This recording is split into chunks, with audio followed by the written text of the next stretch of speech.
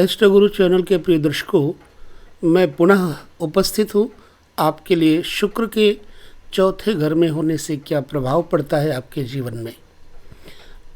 देखिए, चौथा घर जो होता है ये है घर खास तौर से माँ के सुख के लिए होता है और इसी घर से संबंधियों के सुख के बारे में, इसी घर से मकान के, वाहन के बारे में जाना जा सकता है। शुक्र ग्रह एक लग्जरीज लाइफ देता है, एक सुखद अनुभव देता है। शुक्र ग्रह जिसके जीवन में अच्छा होता है वह व्यक्ति जीवन में तमाम सारे वैभव को भोगता हुआ अंततः ईश्वर आराधन में लग जाता है। हाँ, कई बार शुक्र यदि खराब हो, नीच हो और अनेक दुष्ट ग्रहों से, बुरे ग्रहों से देखा जाता हो तो मनुष्य को कलंक और बदनामी देने लगता है। चाहे फिर वो घर लग्न में हो, चाहे सप्तम में हो, चाहे चतुर्थ में हो, शुक्र यदि कलंकित ग्रहों से देखा जाता है तो जातक के ऊपर निश्चित ही कलंक लगता है, चोरी लगती है और जीवन अवसाद भरा हो जाता है तथा वैवाहिक जीवन अपूर्ण रहता है, असुखद रहता है। तो इसी संदर्भ में जो हमारे लगातार दर्शक भाई बहन हैं वो इस वीडियो से अपने ज्योतिष के विषय को अच्छी तरह से प्रभाषित, प्रकाशित कर सकने में सक्षम होंगे। आइए हम इससे पहले बता दें कि पहले और दूसरे तथा तीसरे घर के शुक्र के बारे में बता चुके हैं और शुक्र ग्रह की उपयोगिता तथा स्वभाव के बारे में भी हम आपको बता चुके हैं। अब हम एक विवेचन करते हैं प्राचीन ज्योतिषियों का, जिन्होंने चतुर्थ घर में अपने अपने विचार दिए हैं शुक्र के ऊपर। ठीक है, तो सबसे पहले हम चर्चा कर लेते हैं कि जिस मनुष्य के जन्म लग्न में चौथे स्थान में शुक्र हो वो लोगों द्वारा अधिक सम्मान प्राप्त करता है या उसका चित्त पूजा तथा उत्सव के कार्यों में बहुत लगता है, बड़े बड़े महत्व देने वाले कार्य करता है, जिसके कारण लोग उसका बहुत से ज़्यादा लोग आदर मान करते हैं। राजनीतिक मानस पटल उसका प्रबल हो जाता है।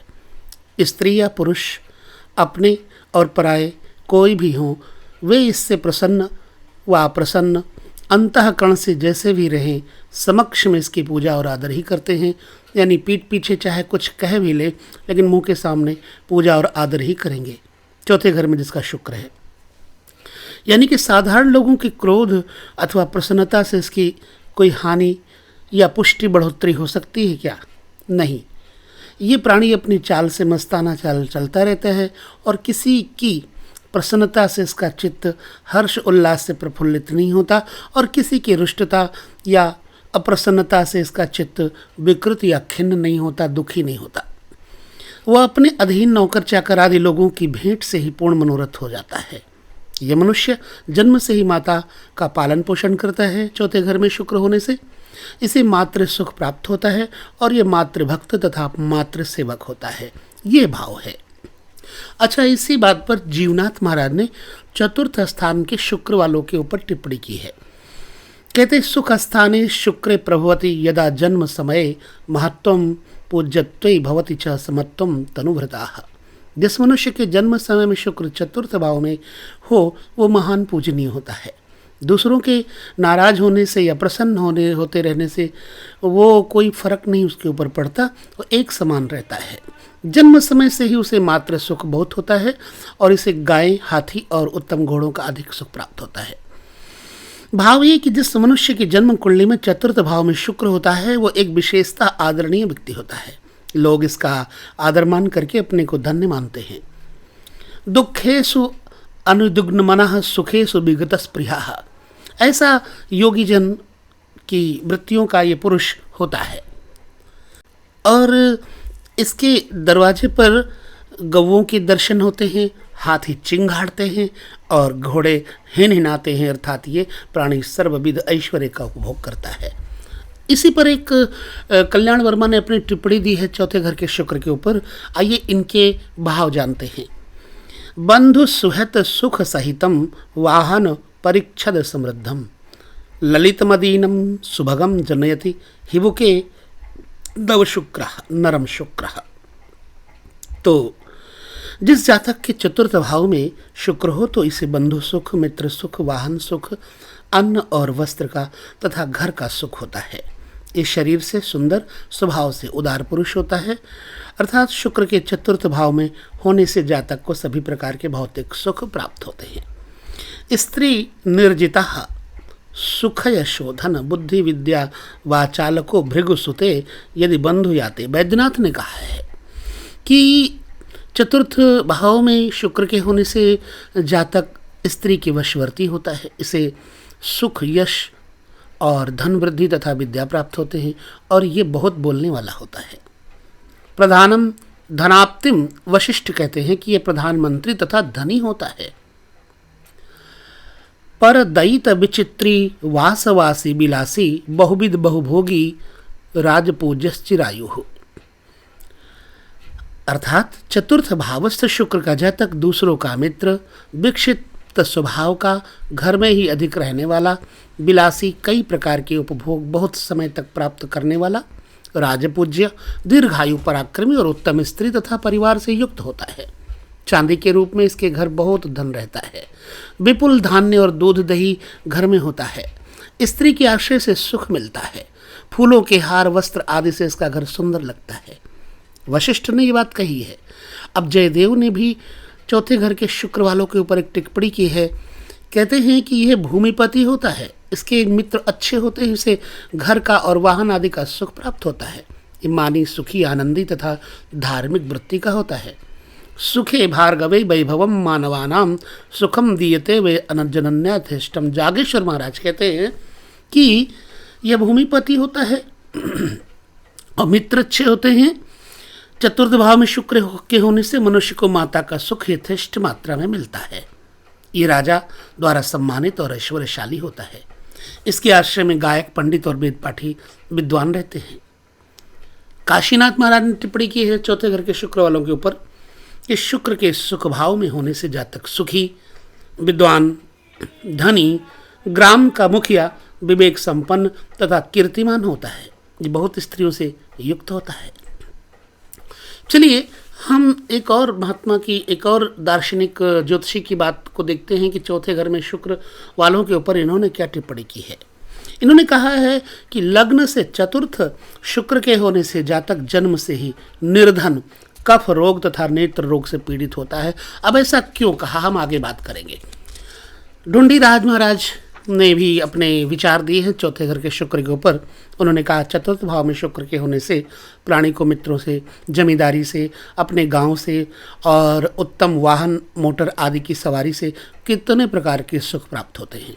ये देव की पूजा तथा सदैव आनंद में रहने वाला व्यक्ति होता है। अब इसी पर बृहद पवन जातक कहते हैं कि इस व्यक्ति को मित्र सुख, क्षेत्र तथा भूमि, खेत पात सुख, ग्राम सुख, उत्तम वाहनों का सुख मिलता है। ये देवताओं का भक्त और पूजक होता है, सदैव आनंद में रहने वाला होता है। चलिए चौथे घर में शुक्र के ऊपर मान सागर क्या कहता है जरा देखते हैं। कहते भवति बंधु गते भृगुजे नरो बहुकलत्र सुतैश्च समावृता। बंधु भावगत शुक्र के होने से जातक बहुत स्त्री पुत्रों से युक्त होता है। इसका घर देवघर से भी अधिक सुंदर होता है। ये अच्छे कपड़े पहनता है, अन्नपान आदि अच्छे होते हैं और आनंदी तथा विलासी होता है। और इसी पर मंत्रेश्वर ने अपनी टिप्पणी दी है चौथे घर के शुक्र के ऊपर।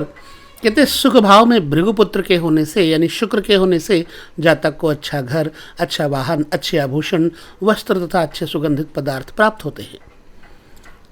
इसी पर हरिवंश क्या कहते हैं, जरा हम उनकी भी बात लेते हैं। चौथे घर के शुक्र के ऊपर उन्होंने अपने भाव प्रकट किए हैं। चतुर्थ भावगत शुक्र हो तो ये अपने कुटुंब, शहर तथा लोगों में प्रमुख होता है। कह रहे हैं कि सुखी, देवभक्त और विद्वान तथा अच्छे वाहनों से संपन्न और स्त्री मित्रों से युक्त होता है। इसी पर बराहमिहिर ने कहा है चतुर्थ शुक्र से जातक सुखी होता है। और चौथे घर पे भृगु सूत्र क्या कहता है शुक्र के ऊपर, आइए देखते हैं। चतुर्थ भाव में शुक्र होने से जातक बुद्धिमान, सुंदर, क्षमाशील तथा सुखी होता है। इसे माता और भाइयों का सुख अच्छा मिलता है।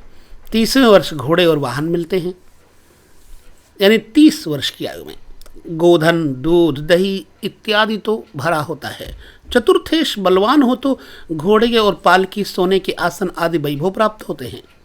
ये पाप युक्त ग्रह हो तो अथवा पाप ग्रह की राशि में, शत्रु राशि में या नीच में दुर्बल हो तो खेती, वाहन आदि नहीं होते। माता को कष्ट होता है, एक से अधिक स्त्रियों का उपभोग करता है क्योंकि भोगी बना देता है।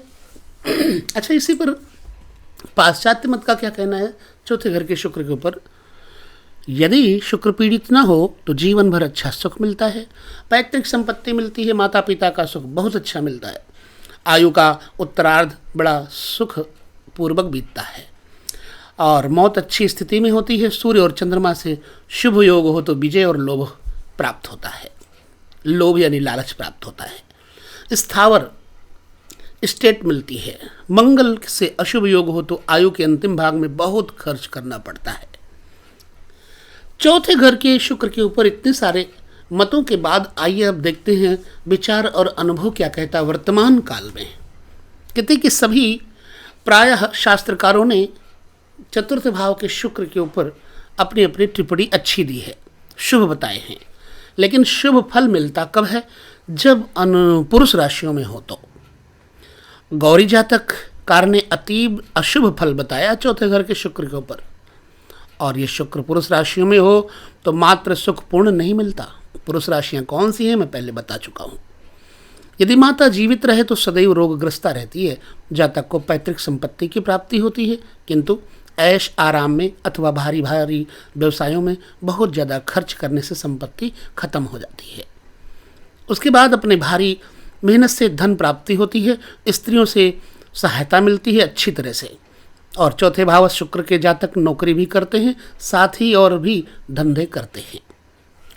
शुक्र यदि स्त्री राशि का हो तो पितृ सुख पूरा नहीं मिल पाता। जातक भारी कंजूस होता है, मीठा बोलकर अपना काम तो बना लेता है, अपना स्वार्थ सिद्ध कर लेता है, लेकिन दूसरों की मदद नहीं करता।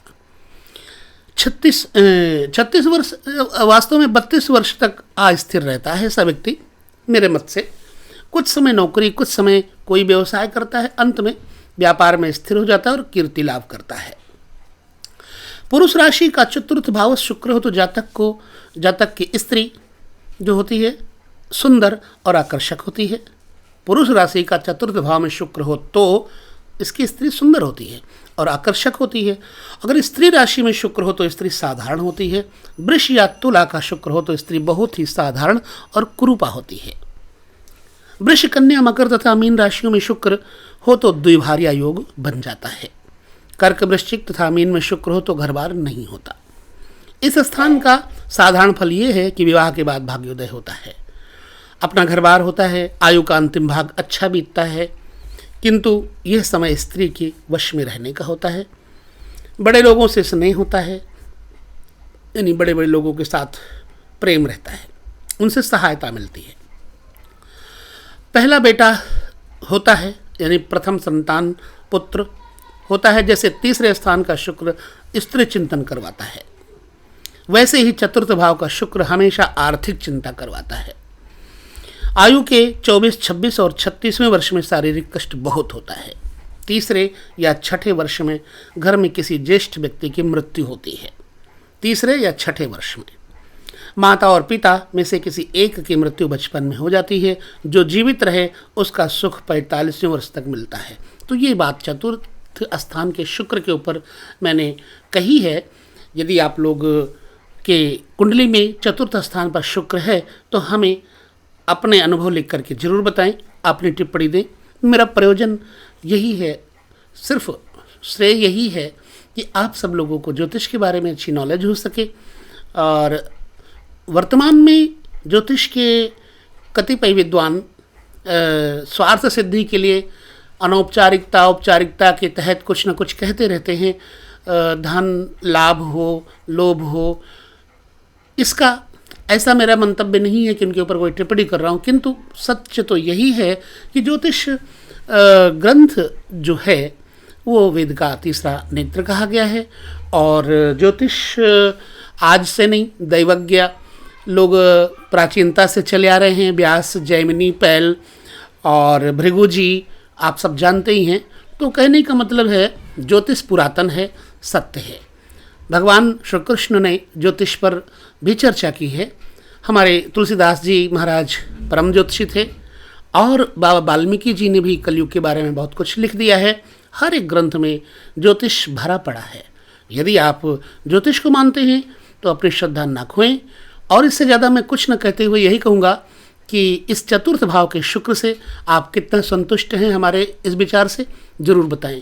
यदि आपके जीवन में ऐसा कुछ घटित होता है तो हमें ज़रूर बताएं। और हाँ, मैं आपका और अधिक समय न लूँ, इसलिए इस वीडियो में यहीं तक समय देता हूँ। बाकी आपसे लेता हूँ विदा। पुनः मिलूँगा पंचम भाव के शुक्र के बारे में स्थिति लेकर। तब तक के लिए आप सभी को नमस्कार।